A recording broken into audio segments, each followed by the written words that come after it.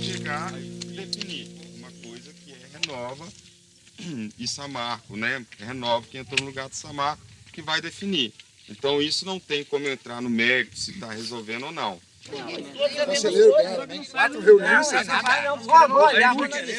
Aí adianta. Gente, aí eu volto a falar. Eu, quanto Vale, não tenho poder de interferir no que está sendo tratado. Não tenho. Isso é claro. O que a gente faz é essa intermediação. O que a gente pode fazer é tentar subir o nível. Chegou lá, não entrou em consenso, vamos tentar subir o nível. O Felipe mandou tirar anel. Tirar anel na Felipe não, a mulher lá. Resolve a população da outra e um Krenak aqui como fica. Aqui nós já até entramos em contato com a turma da Renova. Se quiser pegar a turma daqui, ter um representante ou mais lá na reunião também sem problema. Seria justo pra entendeu? Porque nós estamos aqui, não é para ver só um lado, gente. É porque no início houve uma confusão entre a tribo e a vila. Eles não tinham essa separação da tribo, eles achavam que era a mesma coisa. Então, por isso, só que isso nós levantamos, entendeu? Nas últimas reuniões nós levantamos isso e colocamos, gente, são coisas diferentes. Então, só que eu vou pedir a ajuda de vocês o seguinte, é porque antes de passar o passageiro, eu vou precisar passar um trem para poder livrar a linha dele. Que na 37, que é aqui acima, nós estamos sem o travessão, que é o que passa de uma linha para outra. Entendeu? Só que eu preciso de descer o trem para o passageiro poder subir. Pode ser feito isso? Mas só para você perguntar para o senhor, o senhor vai marcar a reunião para que dia? Não, isso eu vejo agora.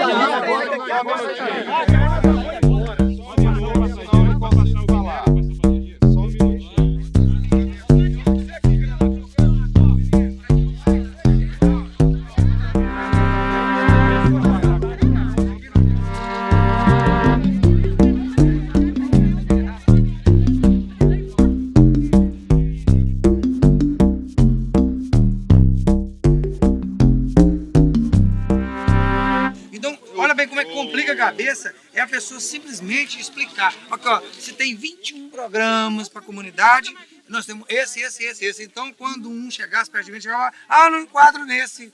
Eu já vou saber, como presidente, ou como diretor, ou um líder daquela comunidade, ele falou, gente, o que passaram para mim vai falar a língua da comunidade. Então, eu falo isso em reunião, às vezes eu estou falando lá, você vai abrir um feedback, aí vão procrastinar o que pode fazer agora, aí eu estou falando isso, agora só interrompendo, encerrando. Então, quando eu falo em procrastinar, aí, se eu perguntar aqui, quantos aqui sabe o que é procrastinar?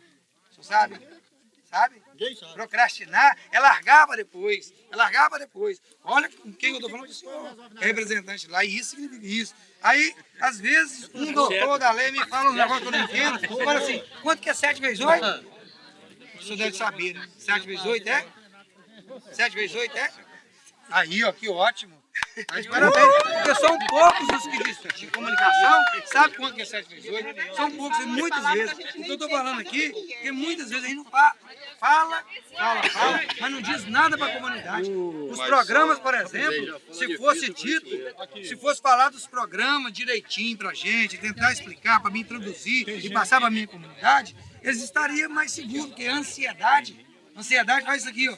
Qual o nome do senhor?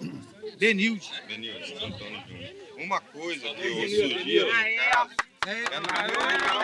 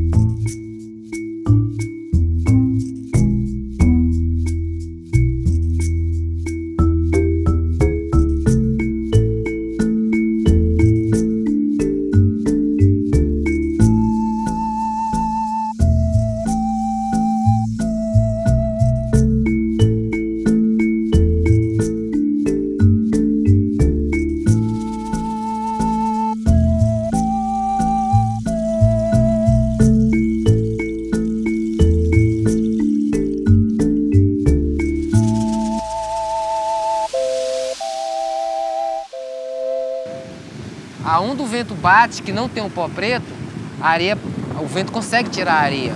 Mas aonde tem um pó preto, ela fica petrificado, ó, fica duro. A areia melusa não faz isso não, a gente conhece ela. Quer dizer, quando a natureza fazer o seu trabalho de volta, trazer a areia que ela já levou para o mar, isso aí tudo vai ficar aí de baixo. Vai ficar tudo por baixo. Esse pó preto tem mais ou menos umas 5 camadas. 5 camadas, mas é um tapete preto mesmo. Fora fora.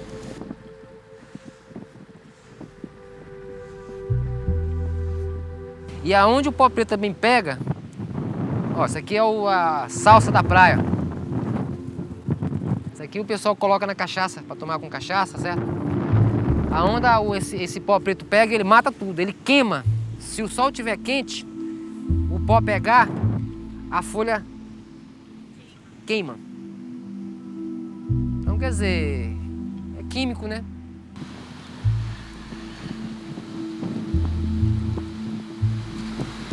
Faz isso todos os dias? É. Todo dia eu perturbo ela. Todo dia eu dou uma volta na praia. O que eu tô achando anormal, que eu sei que é do rejeito, eu vou colhendo e vou guardando. Vira e volta, tá vindo pesquisadores, estão levando, estão trazendo resultados, e todos eles positivos, tudo contra a Samarco. Rapaz, hoje eu entrei no mar e eu não lavei as pernas não, porque agora eu tô sendo cobaia. Cobaia como? Quando você entra na praia, começa a pinicar. Ó, as pernas ficam cinzentas, ó. Começa a pinicar os pelos, começa a arder. Se eu chegar em casa e não tomar banho e continuar entrando na praia por vários dias, aí eu começo a ter tonteira, dor de cabeça e coceira. E nascem umas feridas como bolha de água, parecendo sol da cáustica. Aí nasce outra, nasce mais outra, nas partes íntimas. Aí o que eu tô fazendo? Eu tô entrando só das pernas para baixo. Aí eu filmei, fiz o meu documentário das minhas pernas sem nenhuma ferida e vou entrar todo dia agora no mar, até nascer as feridas. Eles falam que não tem contaminação, mas tem relatos, vídeos e fotos de vários pescadores de várias comunidades com as mesmas feridas que está encontrada nos peixes e nos seres humanos. Agora eu sou o próximo. Eu vou virar cobaia para mostrar para eles. Só espero que eu não morra. Se morrer, mas pelo menos fiz alguma coisa pela nação. Dou a vida, mas eu não mato ninguém. Esse é o meu lema. Só tristeza, cara. Eu não sou pescador de mar, não. Eu sou pescador de boca de barra. Do rio, da boca da praia pro rio. Mas é triste, cara. Você vê isso, certo? Nosso governo não manda ninguém. Quando manda, a gente percebe que tá mascarando. Vem, faz uma novela, depois vira filme de terror, vira as costas pra gente. Cadê os órgãos ambientais? Era pra estar agora aí, ó, sabendo que essa ressaca do mar tá jogando tudo pra fora, é pra estar aí agora, coletando a água, pegando esse minério, esse pó preto aí, ó, pra dar uma resposta pra nós, ó, não é, ou é, pra nós se precaver, pra gente não entrar, o turista não vir. E a renda tá vindo de onde, então? Rapaz, a renda nossa é o seguinte, tá todo mundo devendo energia, o alimento, algumas igrejas, certo? Por exemplo, agora mesmo na cidade de Linhares tem uns pessoal lá que está fazendo campanha nas portas do supermercado para arrecadar alimento para alguns pescadores que estão em necessidade de alimentos, entendeu? E os demais é isso aí, certo? Vivendo de ajuda de custa de parentes. A nossa renda hoje é zero. Para quem vive da pesca é zero. A gente vive assim, de bico. Hoje eu trabalho ajudante de pedreiro em alguma obra, 2, 3 dias, 5 dias, pinto alguma casa. Mas melhor eu estar pescando. Eu quero fazer isso aí porque eu escolhi essa profissão. Eu sou filho de pescador, neto de pescador, amigos, tem muitos amigos que é pescador. Hoje, meus clientes me vêem na rua. Pai, tem muito tempo que eu não como mais peixe, porque está contaminado, a mídia está aí falando.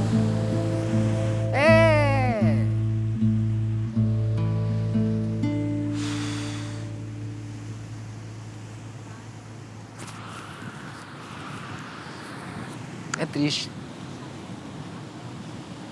Dá um nó na garganta.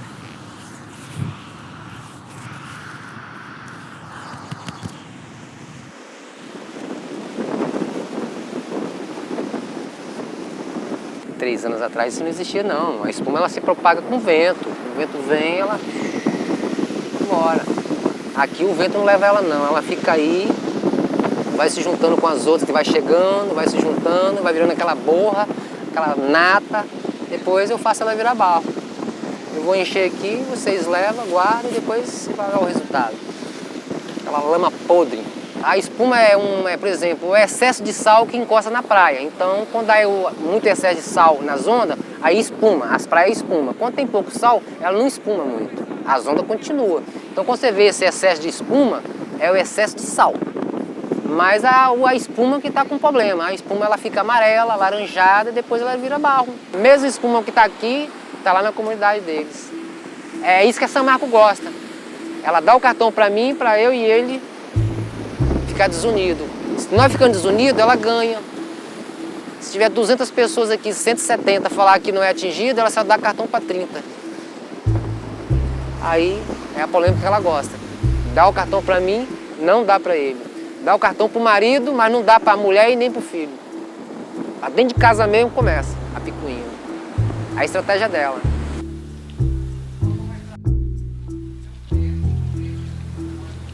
Os peixes estão morrendo dentro da água, os siri, os caranguejos.